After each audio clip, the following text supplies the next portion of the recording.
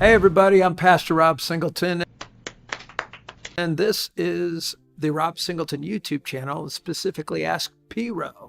Yeah, no, I still don't get it. The question is, gambling, is that okay with God? Before we get started, would you consider supporting this channel?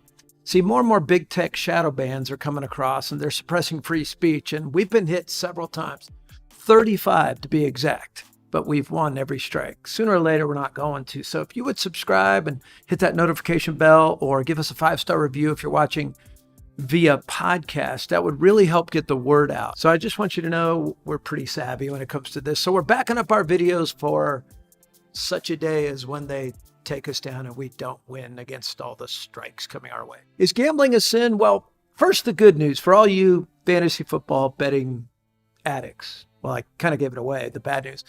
Gambling isn't mentioned specifically in the Bible, not by word, but a lot of words we use in the English language aren't mentioned in the Bible. So wait, while the Bible does not explicitly mention gambling, it does mention events of luck or chance. As an example, casting lots is used in Leviticus to choose between the sacrificial goat and the scapegoat. Joshua cast lots to determine the allotment of land to the various tribes. Nehemiah cast lots to determine who would live inside the walls of Jerusalem and who would live just outside. The apostles cast lots after Judas was exposed and killed himself. They needed a replacement. They actually cast lots for that. Proverbs 16:33 says, the lot is cast in the lap, but its every decision is from the Lord. Now, some of you are thinking, Now, I've heard of marbles, blackjack, poker, etc. on it. Never heard of casting lots, Pastor Rob, so I guess we're good, right? Not quite. Over at gotquestions.org, an incredible place. They've answered like 600,000 questions, and they're pretty conservative and Bible-believing. They say, what would the Bible say about casinos and lotteries? Casinos use all sorts of marketing schemes to entice gamblers to risk as much money as possible, push them way beyond the limits. They often offer inexpensive or even free alcohol, which encourages drunkenness and causes you to think a little bit cloudy, so you'll hopefully lose even more money because of the obvious decreased ability to make wise, sharp decisions. Of course, if you're making wise, sharp decisions, you might not hang out in a casino, but I digress. I mean, everything in a casino is perfectly rigged.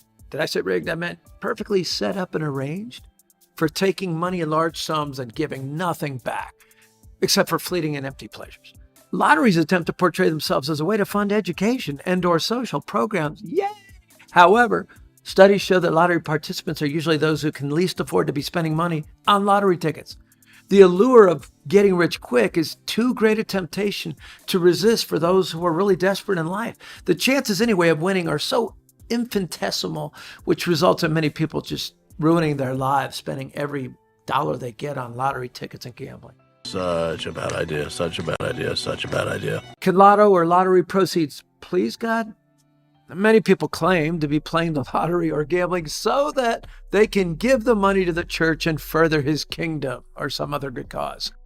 While this may be a good motive and maybe even some people's real intention, reality is that very few people use gambling winnings for godly purposes. Studies show that the vast majority of lottery winners are in even worse financial shape a few years after winning a jackpot than they were before ever going in to gamble. Few, if any, truly give the money to a good cause of any kind. Further, God does not need our money to fund his mission or missions of any kind in the world. Proverbs 13:11 says, dishonest money dwindles away, but he who gathers money little by little makes it grow. Think about that. God is sovereign and will provide for the needs of the church through honest, godly means. Would God be honored by receiving donated drug money or money stolen in bank robbery? I think we know the answer. Of course not. Neither does God need or want money that was stolen from the poor in the temptation for riches. And I realize it's not always that cut and dry. Sometimes it's, I've heard of people finding a lottery ticket and winning. But again, those things are incredibly the exception to the rule. They're obviously not the norm. 1 Timothy 6:10 tells us, for the love of money is a root of all kinds of evil. Some people eager for money have wandered from the faith and pierced themselves with many griefs. That seems like a pretty extreme way to put it. This must be serious. Hebrews 13:5 declares, keep your lives free from the love of money and be content with what you have because God has said, never will I leave you, neither will I forsake you. Matthew 6:24 proclaims, no one can serve two masters. Either he will hate the one and love the other, or he will be devoted to one and despise the other. I realize people can apply this, think about it, to just about anything. God versus family, God versus the good life, God versus a boyfriend, a girlfriend, a husband, a wife. But as though anticipating this response, Jesus did go on to say, you cannot serve both God and money. He didn't mention these other categories. He mentioned the one that's the biggest problem, trying to serve God and trying to serve money. It's the love of money that's at the root of all kinds of evil. 1 Timothy 6:10, we just read that. But it's not money, it's the love of it. It's my birthday gift to me. I'm so happy. In fact, there are several scriptures, we just read a couple, that say it's having that affection to money. But listen to what it doesn't say. It's not the love of others. I mean, if that were the case, the second half of the great commandment, Matthew 22, love your neighbor as yourself, would make no sense. In fact, it would be contradictory. So while gambling isn't specifically mentioned in the Bible, it's not in there. Its ills and shortcomings are there all over the place nonetheless. And we'd be prudent to pay very close attention to those things that have so easily mastered so many before us. I'm Pastor Rob Singleton.